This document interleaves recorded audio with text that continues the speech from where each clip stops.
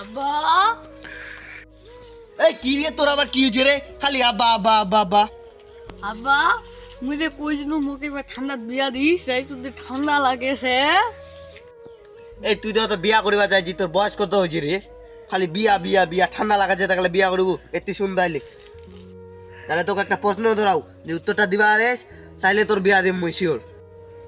তাহলে শুনে, একটা ঘোড়া যদি নদীর নামে, নদীর চারে বছর ঘোড়ার কেউ নেই, ঘোড়া নামিছি একটাই, এখন ঘোড়া যদি বিয়া দিয়ে আমরা ডাঙ্গাত বা পানিত, বিয়াটা কুন্ডে দিন বাচ্চা হবে কুন্ডে কয়েক দিয়ে এখন?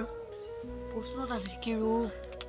ঘোড়া যদি বিয়া দে পানি ঘর ছোঁয়া হবে।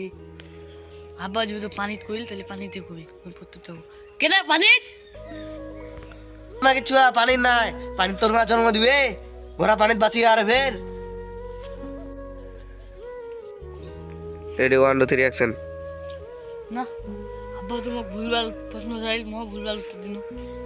এই শালার মার ভাতার দে বিয়া না দিবার তো দেখলি ভুলভাল প্রশ্ন ধরাইছি না কি গান কইলি কি গান কইলি শালার বাপু